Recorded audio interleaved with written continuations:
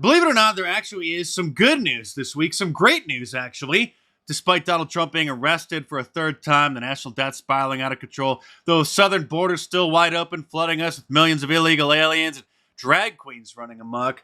In Florida, in the Disney World controlled district, the diversity, equity, and inclusion programs are being shut down and staffers are being fired. Thank you, President Trump, for saving the Supreme Court, because now the word's getting out that the systemic anti-whiteism that the Marxist Democrats have been implementing for years now is actually illegal, and people are starting to wake up to it. The Central Florida Tourism Oversight District said in a statement that its Diversity, Equity, and Inclusion Committee would be eliminated, as would any job duties connected to it. Also axed were initiatives left over from when the district was controlled by Disney supporters, which awarded contracts based on goals of achieving racial and gender parity. Let me translate that Orwellian newspeak from NBC News. They awarded contracts to non-whites and non-males. Glenton Gilzane, the district's new administrator, who is African-American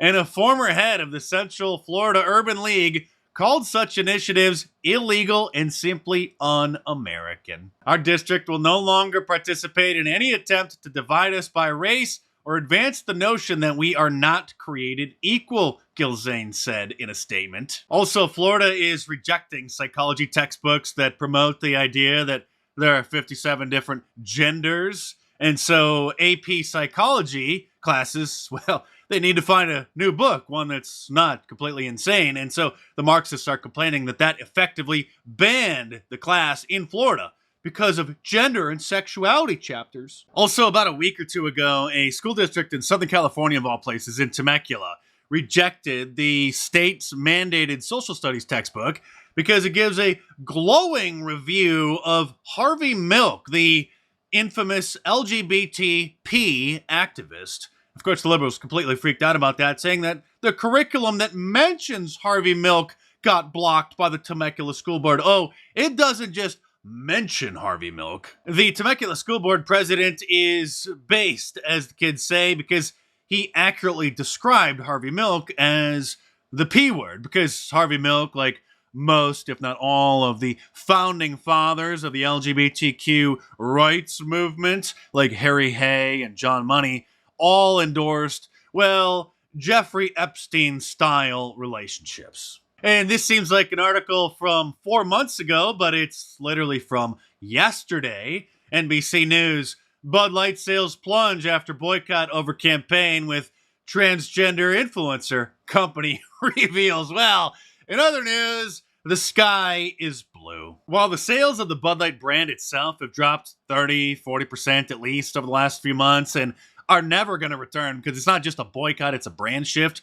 Now, the parent company is admitting that their overall revenue has dropped by 10.5%, primarily due to the volume decline of Bud Light, they say. And an IT company over in Australia has posted a job listing and specifically said that they're looking for a non-woke employee and that there are no requirements for pronouns. Hint, hint. Stay away, weirdos. Also, in case you missed it, recently several employees were fired from a Christian university in New York, Houghton University. I don't even know why they were even working there if they were so woke, but it's a good thing they're gone. They were fired because they included their preferred pronouns in their email signature. So, at the bottom of a lot of company emails, they have their name and their job title. And many companies are trying to coerce their employees into including their pronouns as well so that they look trans-friendly. Well, thank you, Houghton University, for doing the right thing and hopefully setting an example for other companies around the country. And I got some more good news for you, Florida residents. The Alpha Pi Alpha Black Fraternity is leaving the state and encouraging other black organizations to do so as well, because they're probably afraid of getting sued now that there's starting to be some pushback against the systemic anti-whiteism in the United States. I've never heard of a white fraternity, but somehow it's okay and normalized for black fraternities to exist. The president of Alpha Pi Alpha estimates that his organization's protest will inspire black groups that typically would not have batted an eye at meeting in the Sunshine State. Well, sayonara. Why don't you move somewhere like Baltimore or Chicago, where I'm sure you would feel more at home? And speaking of a certain group of people and a certain pattern of behavior that was recently just brought to my attention, I'd never heard of it before, but now I am noticing this pattern. Here is an old interview from a couple years ago, not that old, but a few years ago, of the Olympic athlete Sha'Carri Richardson, who sadly was kicked out of the Olympics because she tested positive for marijuana. Even though it's not a performance-enhancing drug, there's still a rule against it, and it stays in your system for, I think, up to 30 days. So you probably heard about this story, but here she is doing an interview, and just tell me if you notice any patterns. This is a hard moment that you're in right now, and I thank you for being on, and I know you wanted to tell your story. So tell me, what happened? What led up to this positive test? Just honestly, I want to take responsibility for my actions. I know what I... This is the original video that the Today Show posted. So it's not a parody. Nobody added that. In case you missed it, if you have some noise going on in the background, she needs to replace the battery in her smoke alarm.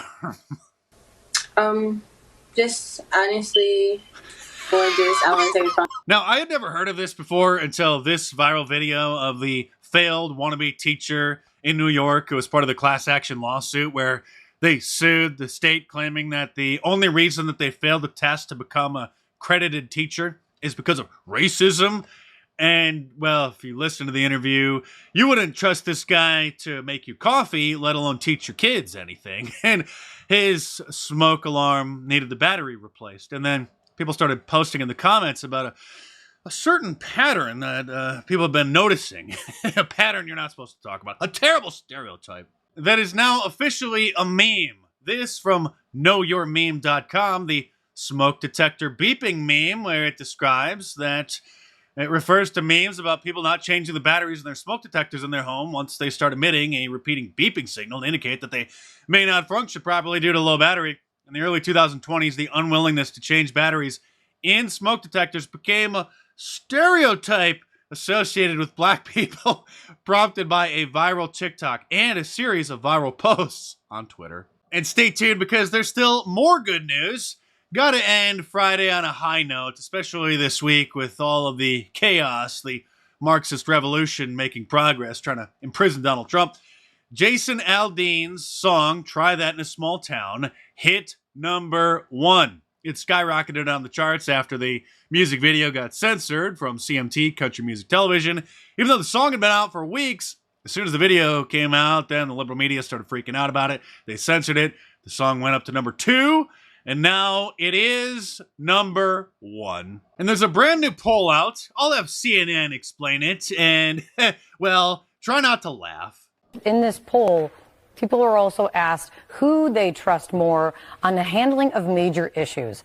This really sticks out. Yeah, it does. They asked congressional Republicans or the President of the United States. And we know congressional approval rating tends to be very, very low. Yeah, like in the tank. I mean, like you can say it without even looking at the latest poll. Yeah, that's exactly right. Mass murderers sometimes have greater approval ratings than Congress. But what we see here is that more people actually trust congressional Republicans than President Biden on the most important issues of the day. And this, to me, is a very worrying sign for the president going into the presidential election year, because the fact is, if he's doing this poorly against congressional Republicans, imagine how he might do against a presidential candidate from the Republican side. Oh, I can imagine it all right. In fact, I'm praying for it. And this weekend, save 20% off of your Wanted for President shirt from my online store at markdice.com or any of my awesome designs by using the promo code MAGA at the checkout. So order your Wanted for President shirt, your Ultra MAGA shirt, a Dare to Re-elect Trump shirt, or any of my awesome designs, all available in a t-shirt, long sleeve, and a hoodie, and a whole bunch of different colors as well. So head on over to markdice.com or click the link in the description below.